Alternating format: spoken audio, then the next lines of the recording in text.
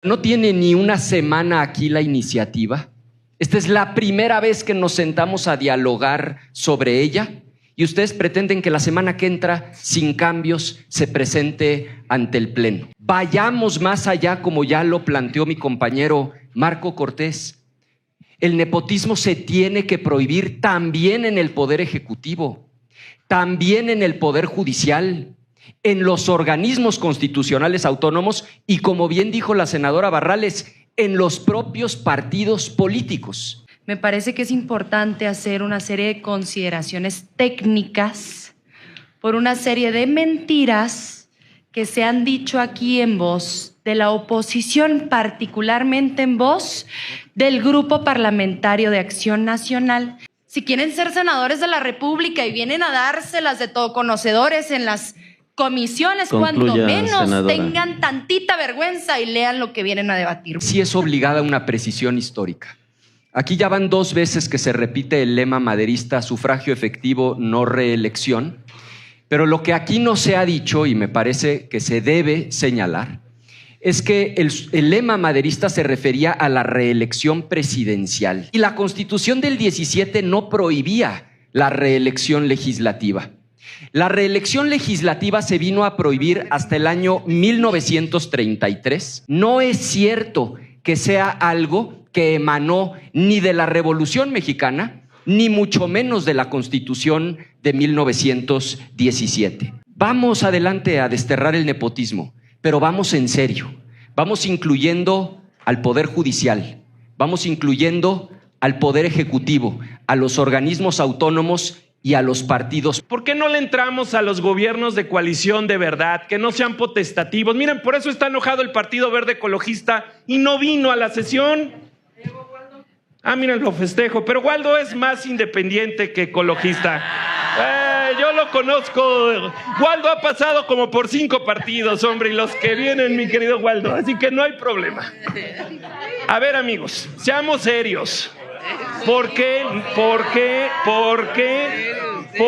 no hay un consenso? Ni siquiera en ustedes. No debemos tener ningún tipo de duda que Acción Nacional, por supuesto que está a favor de que termine el nepotismo en nuestro país, pero sin simulaciones. Que termine el nepotismo parejo en todos los cargos de elección popular, sí, pero también en todos los cargos de designación del Poder Ejecutivo. Porque vaya que el Poder Ejecutivo está lleno de nepotismo. Que termine también el nepotismo en el Poder Judicial. Y dicho de otra forma más amplia, que termine el nepotismo de forma cruzada, que es el pago de favores, entre un funcionario de un cargo y otro de otra responsabilidad o hasta otro poder. Porque el nepotismo en México ha existido durante muchos años y está existiendo de forma exacerbada en este gobierno y en el gobierno de López Obrador. Primero. Segundo, es lamentable que solo nos estén poniendo a discusión una microreforma electoral, cuando deberíamos de estar hablando de una reforma electoral de fondo, trascendente y consensada. Por ejemplo, deberíamos empezar por garantizar el piso parejo en las elecciones. No puede volver a ocurrir campañas adelantadas como las que inició Morena, con sus llamadas corcholatas, con el despilfarro brutal de recursos, que además el INE no contabilizó para los topes de gastos de campaña, porque si no, ninguno de sus candidatos lo había podido ser. Y nunca preguntó de dónde había salido el dinero de las bardas espectaculares, del brutal despilfarro de las corcholatas del presidente. Debe garantizarse piso parejo en las elecciones, que no se vuelva a usar más el aparato del Estado, ni el de comunicación de las conferencias mañaneras, ni los programas sociales, porque ustedes dicen que no los usaron, pero todos los días, en todos lados, hasta en spots, usaron los programas sociales, puerta por puerta. Los cuervos de la nación usaron los programas sociales, amedrentando a la gente, so pena de no votar por ese partido, perder su programa social. Segundo, ¿por qué no discutimos la segunda vuelta electoral? Pretestaban que porque se iba a gastar mucho dinero en la segunda vuelta electoral. Bueno, ¿y el despilfarro que van a hacer en la elección al Poder Judicial? Es una brutalidad. Ahora, ¿con qué argumento van a decir que no a la segunda vuelta electoral? 3, ¿por qué no eliminamos de fondo ya la sobrerepresentación que tiene al país en este problema? Porque recuerden que Morena ni sus aliados ganaron la mayoría calificada. De hecho, aquí en el Senado ni siquiera con la sobrerepresentación tuvieron que cooptar, comprar y hasta hoy afiliar a senadores que entraron por otros partidos, con votos que no les dio la gente, vulnerando y violando y burlándose del voto popular. En el Senado de la República, ustedes no tienen mayoría calificada, la compraron, la cooptaron y eso es incuestionable. Entonces hablemos de eliminar la sobrerepresentación. 4, ¿por qué no le entramos a los gobiernos de coalición de verdad, que no sean potestativos? Miren, por eso está enojado el Partido Verde Ecologista y no vino a la sesión. Miren, lo festejo, pero Waldo es más independiente que ecologista. Yo lo conozco. Waldo ha pasado como por 5 partidos, hombre, y los que vienen, mi querido Waldo, así que no hay problema. A ver, amigos, seamos serios. ¿Por qué no hay un consenso? Ni siquiera en ustedes. A ver, compañeros, pido respeto al orador, que detengan el teléfono y sobre todo que le demos la oportunidad de que exponga su participación. A ver, ¿por qué no le entramos a los gobiernos de coalición? Que ya no sean potestativos. Si un gobierno llega por coalición, que sea obligación establecer un gobierno de coalición y que sea perfectamente transparente y claro lo coaligado. Eso es lo que tendríamos que estar hablando también. 5, ¿por qué no le entramos a una integración de la Cámara de Diputados realmente que incluya las primeras minorías, como ya ocurre en varias entidades federativas? ¿Por qué no vamos a una verdadera reforma electoral? ¿Por qué estamos al contentillo de lo que se le ocurra a la presidenta? Entrémosle al fondo de una reforma electoral que haga procesos equitativos, justos, con piso parejo y no donde el aparato de gobierno tiene todas las condiciones para imponerse a la mala. ¿Por qué no le entramos a evitar que un legislador que haya entrado por un partido político no pueda brincar a otro, al menos que se queden como independientes? ¿Por qué no le entramos a muchos temas? Entonces, amigas y amigos, lo que nosotros proponemos en Acción Nacional es entrar a la construcción, no a la imposición, no a lo que les manden de Palacio Nacional. Entrémosle a la construcción de una verdadera reforma electoral en donde pongamos todos los temas en la mesa y vayamos discutiendo cada uno de ellos. Las reformas electorales que se han hecho en este país han logrado un amplio consenso. Hoy no tienen ese amplio consenso porque aquí ni siquiera tienen la mayoría calificada, la compraron.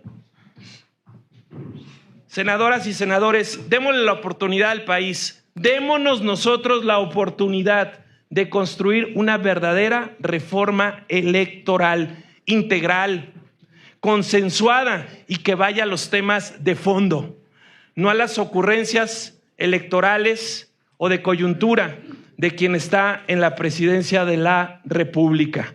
He puesto aquí 5 temas que no son limitativos, pero que yo les pediría a esta Secretaría en funciones de presidencia que pudiéramos sí abrir un espacio para poder hacer una verdadera propuesta integral en materia electoral. Es cuanto.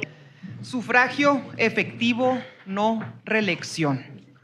Fue la consigna que originó la tercera transformación de México, la Revolución Mexicana. ¿Y quién fue el primero en clamar esta emblemática frase? No fue Francisco I. Madero, fue el mismísimo José de la Cruz Porfirio Díaz Mori, cuando lideró la revolución de Tuxtepec en el año 1876. Esto fue motivado por el intento del entonces presidente Sebastián Lerdo de Tejada, que pretendía promover cambios a la ley para ser reelecto. Sin embargo, años después, la misma consigna aglutinaría masas en su contra. Durante 3 décadas del porfiriato, la inmensa mayoría de los mexicanos fueron condenados a la más profunda miseria a costa de la acumulación desbordada de riquezas para un puñado de terratenientes y extranjeros. Y tal desigualdad terminó por exacerbar el descontento popular y desató la primera revuelta social del siglo XX. El legado de la Revolución Mexicana fue la Constitución de 1917 y esta, fiel a su consigna inicial, consagró en ese pacto nacional la prohibición de la reelección para los presidentes de la República. Y poco a poco, año tras año, los que se decían herederos de la Revolución Mexicana olvidaron sus orígenes y la traicionaron. Los mismos hijos de la revolución arrancaron de la Constitución todos sus ideales por los que supuestamente sus padres habían luchado desde 1910. La despojaron de todo espíritu social, mismo que la había colocado como un documento a la vanguardia mundial de la época, justo por haber sido la primera en elevar a rango constitucional los derechos sociales. Y de la forma más vil, rapaz, ambiciosa, corrupta y burda, convirtieron a nuestra Constitución en una herramienta al servicio del despojo del neoliberalismo salvaje y extranjero. Ahí quedó en completa evidencia que jamás fueron los hijos de la Revolución Mexicana, sino los de la dictadura. No por nada el presidente López Obrador los llamaba a ustedes neoporfiristas y se sintieron amos y señores de México, y en su embriaguez de poder en el 2014, a través del Pacto contra México y del reparto de sobornos, aprobaron también la reforma electoral de Enrique Peña Nieto, con la que revivieron el fantasma de la reelección. Y pensándose ustedes inamovibles, calcularon mal. Si algo les debemos de reconocer es su capacidad de provocar indignación en el pueblo de México, que en el 2018 decidió recuperar el destino de la nación en sus manos junto al luchador social incansable Andrés Manuel López Obrador e iniciar la cuarta transformación de México. Y por más que ustedes aseguraron que AMLO se reelegiría, una vez más quedaron en ridículo y Obrador les demostró lo que es ser un verdadero demócrata. Y aunque el fantasma de Obrador los visita todavía por las noches y les quita el sueño, la conducción y la firmeza de la primera presidenta de México es hoy aplaudida a nivel internacional y, más importante aún, por el 80% de las y los mexicanos. En congruencia con nuestra historia nacional, Claudia Sheinbaum Pardo envió a este Senado la iniciativa con la que vamos a recuperar el principio democrático de no reelección. Nuestro movimiento se construyó por millones de mexicanas y mexicanos que luchamos por combatir el enquistamiento de una élite que se asumía merecedora, dueña y ama del país y que con tal de mantenerse en el poder orquestaban campañas negras, confabulaban fraudes electorales, compraban la silla presidencial y todo con el propósito de repartirse las riquezas de nuestra nación. Seamos honestos, la reelección rompe con la equidad de la contienda, deja a otros en desventajas y monopoliza las decisiones en las manos de unos cuantos. Es de amplio conocimiento, también es verdad, que en otros países es esta una práctica común. Sin embargo, la presidenta Claudia Sheinbaum, que por congruencia histórica ha enviado esta iniciativa, hace saber que en Morena defendemos la renovación continua y permanente de los representantes populares para evitar la acumulación y el apego al poder. Por el contrario, nuestra convicción es motivar el involucramiento del pueblo, fortalecer la democracia participativa como los hemos hecho con la revocación de mandato, con las consultas populares y garantizar que nuevas generaciones y actores políticos también asuman la tarea de representar al pueblo y de transformar al país. La democracia se compone por demos, que es pueblo, y kratos, que es poder. Ustedes querían kratos sin demos, poder sin pueblo. Y la verdadera democracia es el poder del pueblo. Y para nosotros, solo el pueblo pone y solo el pueblo quita. En esta convicción de garantizar que México no vuelva a sufrir una dictadura o de una élite en el poder, también prohibiremos la sucesión familiar en los cargos de elección popular. El nepotismo es la defensa del status quo, es la búsqueda del poder por herencia. Es el mecanismo más arcaico y burdo de corrupción, como si el único mérito fuera la casualidad de ser familiar, para que de un momento a otro Señora senadora, se ostenten. ha concluido su participación. Concluyo. Para que de un momento a otro ese familiar se ostente como depositario legítimo del poder, cuando absolutamente no lo es. El poder reside esencial y originalmente en el pueblo, y todo poder público dimana del pueblo y se instituye solo para beneficio de este. El desmantelamiento del neoliberalismo solo será posible sepultando estos cánceres de corrupción. La cuarta transformación no depende de una sola persona ni de una sola familia, sino de la voluntad de millones de mexicanas y mexicanos que tomamos el destino de la transformación y de nuestra nación en las manos y decidimos mandarlos al basurero de la historia. Esta es la esencia de nuestro movimiento: construir una patria, por favor, nueva. Por eso la bancada de Morena votará a favor. Es cuanto, presidente. Nosotros de verdad venimos en ánimo constructivo y yo espero que podamos salir de esta sesión de comisión con un acuerdo que permita mejorar la iniciativa que ha recibido esta Cámara de Senadores. Porque para eso es el trabajo en comisiones, para analizar la iniciativa y que el dictamen, cuando sea posible, sea aún más rico que la iniciativa, y ese es el ánimo en el que nosotros venimos. Y para eso quiero hacer 4 muy breves reflexiones.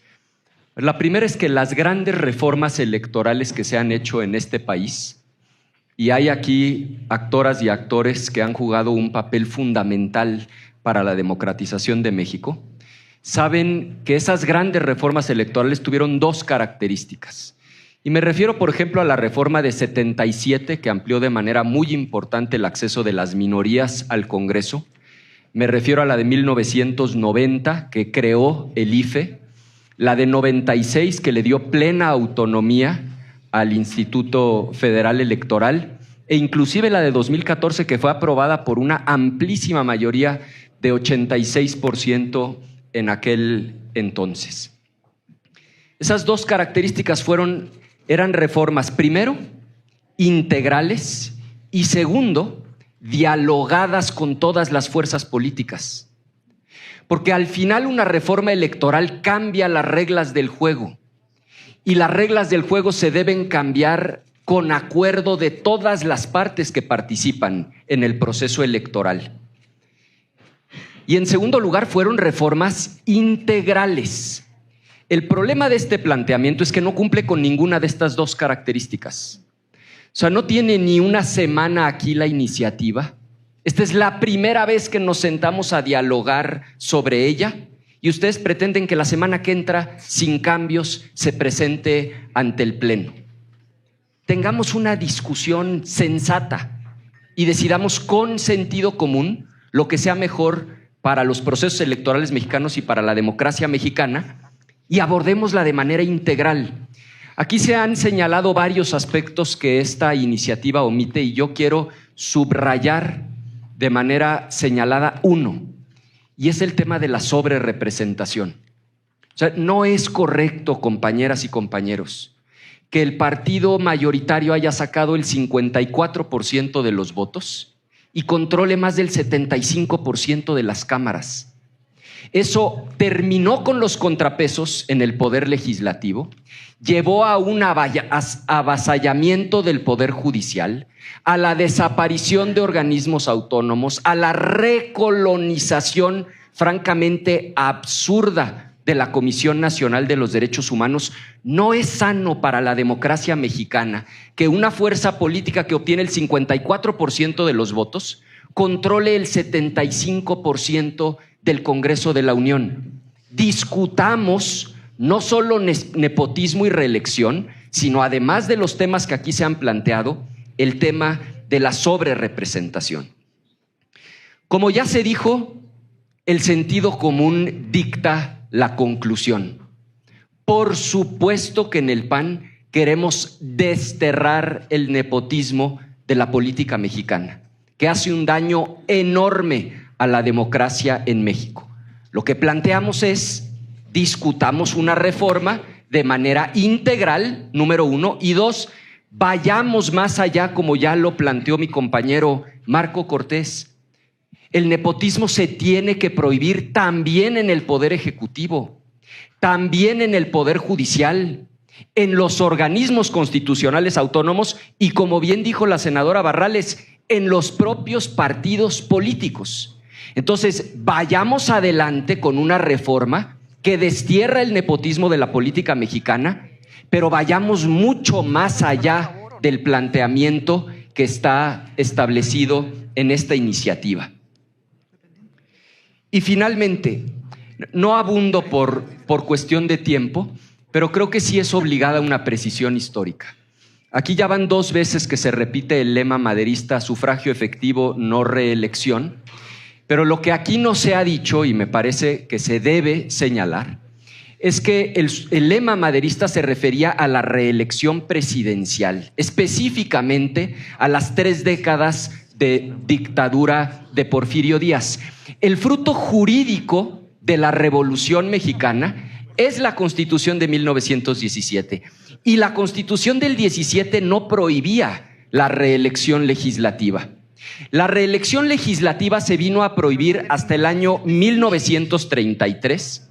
En pleno régimen autoritario era presidente Abelardo L. Rodríguez, y todas y todos lo sabemos.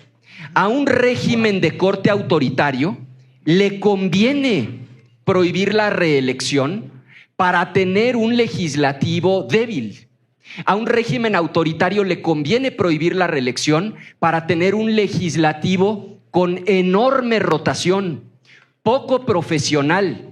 La razón por la que en México se prohibió la reelección en el 33, en el auge de un régimen autoritario, fue para que el régimen, de manera antidemocrática, pudiera repartir candidaturas. Había que desocupar todas las curules para poder repartir de manera antidemocrática a otras y a otros. No es cierto que sea algo que emanó ni de la Revolución Mexicana, ni mucho menos de la Constitución de 1917. Termino como empecé. Vamos adelante a desterrar el nepotismo, pero vamos en serio. Vamos incluyendo al Poder Judicial, vamos incluyendo al Poder Ejecutivo, a los organismos autónomos y a los partidos políticos. Vamos adelante con esta reforma electoral, pero hagámoslo como se han hecho las grandes reformas electorales en nuestro país, de manera integral y de manera dialogada, para que el producto legislativo tenga legitimidad y sea la norma que nos obligue a todas y a todos los actores políticos. Es cuanto. Me voy a reservar mis consideraciones políticas para participar en el debate que se desarrolle al interior del salón del Pleno de Sesiones, pero me parece que es importante hacer una serie de consideraciones técnicas por una serie de mentiras que se han dicho aquí en voz de la oposición, particularmente en voz del Grupo Parlamentario de Acción Nacional, y generalmente nos reservamos el nombre del senador o la senadora que los dijo para evitar se conteste a través del mecanismo de moción por alusiones personales, pero me parece que necesitamos contestación. Esta es una mentira dicha por el senador Marco Cortés del Grupo Parlamentario de Acción Nacional, que espero me pueda contestar. Él dice que esta reforma presentada por la Presidenta de la República, doctora Claudia Sheinbaum Pardo, no prevé la eliminación del nepotismo en designaciones y nombramientos, que solo la prevé en el caso de puestos de elección popular. Y parece que él no leyó el dictamen que estamos discutiendo el día de hoy, porque de la página 9 a la página 12 se transcriben literalmente los artículos de las disposiciones de las leyes federales que prohíben explícitamente el nepotismo en los casos de designaciones y nombramientos. Como no leen lo que discuten, como no leen de lo que opinan, me voy a permitir repetirles los artículos.